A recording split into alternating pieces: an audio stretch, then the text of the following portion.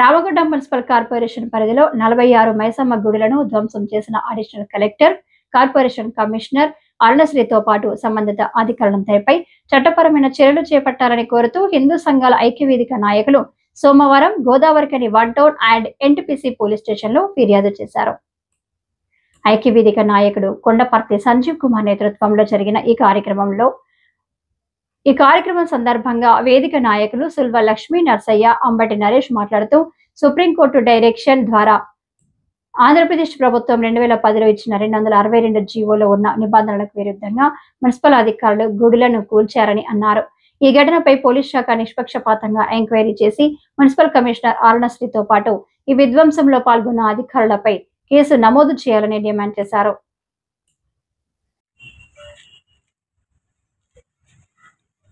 గుమ్మడికాయ దొంగ ఎవరంటే భుజాలు తరుముకున్నట్టుగా మరి నిన్న మొన్న హడావిడి అయితే మీరు చూసిండ్రు. నిండు పున్నమి నాడు హిందూ దేవాలయాలను కూల్చివేస్తే మేము కాదని చెప్పి మాట్లాడిన వాళ్ళకే మేము ఇవాళ సూటిగా ప్రశ్నిస్తూ ఉన్నాము. మీరు కాదు అన్నప్పుడు కూల్చివేసిన వాళ్ళపై ఇప్పటి వరకు చర్యలు ఎందుకు తీసుకోలేదో మేము ఈరోజు ప్రశ్నిస్తూ ఉన్నాము. అయితే అదే రకంగా చట్టాలు ఎవరికి చుట్టాలు కావు అనేటువంటి ఒక నమ్మకం, విశ్వాసంతో ఈరోజు హిందూ ఐక్యవేదిక ఆధ్వర్యంలో 1 టౌన్ పోలీస్ స్టేషన్లో ఈరోజు ఫిర్యాదు చేయడం జరిగింది.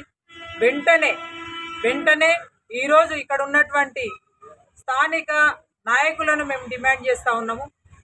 మీరు ఏదైతే మాట్లాడుతూ ఉన్నారో దానికి కట్టుబడి ఉన్నట్టయిందుంటే, మీ పాత్ర లేనట్టయిందుంటే వెంటనే బాధ్యులపై చర్యలు తీసుకోవాలని, ఆలయాల పునర్నిర్మాణం వెంటనే ప్రారంభం కావాలని చెప్పి ఈ సందర్భంగా హిందూ ఐక్యవేదిక ద్వారా ఈరోజు డిమాండ్ చేస్తా ఉన్నాం. ప్రాంతంలో ఉన్న బొగ్గు గన్ల పైన, ఓపెన్ కాస్ట్ల పైన, డిపార్ట్మెంట్ల పైన మేము అండర్గ్రౌండ్ దిగేటప్పుడు కూడా కార్మికులుగా మమ్మల్ని చల్లంగా చూడు తల్లి అని చెప్పేసి దారి మైసమ్మ తల్లికి మొక్కి మా కాలనీలలో కూడా అందరం కూడా దారి మైసమ్మను పెట్టుకొని హైందవ సాంప్రదాయం ప్రకారం మనం తరతరాల నుంచి వెళ్ళి వస్తూ ఉన్నాం. ఇదంతటి కూడా హిందువులను అవమానపరచడానికో లేకపోతే కుట్ర రాజకీయ శక్తులు కోరడానికో చేసిన చర్యగా చేస్తూ ఉన్నారు. సమాజం కూడా చూస్తూ ఉన్నారు, హైందవ సమాజం కూడా చూస్తూ ఉన్నది. ఆ రోజున ఆందోళన కార్యక్రమాలు చేసినాం. వాళ్ళ మీదనే ఫిర్యాదు చేయడానికి ఇవాళ 1 టౌన్ కూడా రావడం జరిగింది. ఇది కనుక ఖచ్చితంగా చర్యలు లేకపోతే మా కార్మికులంతా రోడ్లెక్కి మా హిందూ సాంప్రదాయం ఏదైతే ఉన్నదో దానికి ఎవరైతే కుట్రశక్తులు ఉన్నాయో వాళ్ళను కూలదోసేదాకా కూడా మేము ఊరుకోబోమని చెప్పేసి సందర్భంగా హెచ్చరిస్తాం.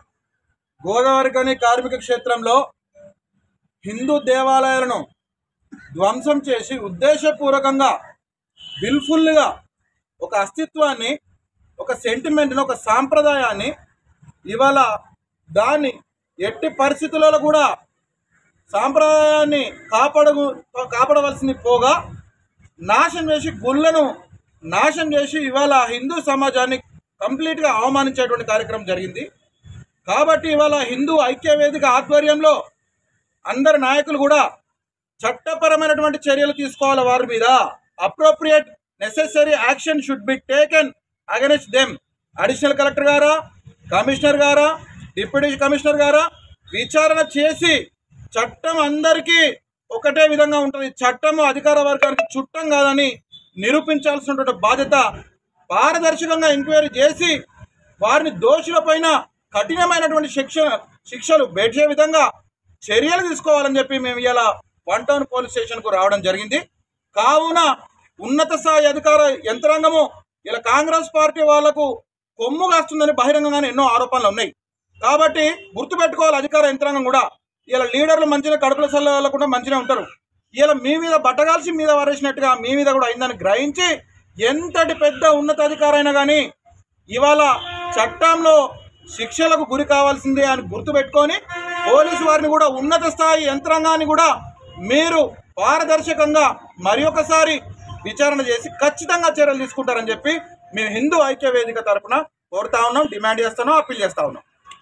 ఇంకా ఈ కార్యక్రమంలో హిందూ సంఘాల ఐక్యవేదిక నాయకులు మేరీ హనుమంతగౌడ్, కోమల్ల మహేష్, కందుల సంధ్యారాణి, ముసుకుల భాస్కర్ రెడ్డి, యాదగిరి సత్తన్న, కటుకు ప్రవీణ్, అయితే పవన్, గుండబోయిన భూమయ్య, అపర్ణ, మిట్టపల్లి సతీష్, గన్ల ధర్మపురి, మచ్చ విశ్వాస్, రాకేష్, ఆకాష్ గౌడ్, రాజ్ కుమార్, శ్యామ్ పటేల్, పంగరవి, బుంగ మహేష్, సాయి భవన్, వెంకటేష్, కాశీపేట సంతోష్ తదితరులు పాల్గొన్నారు.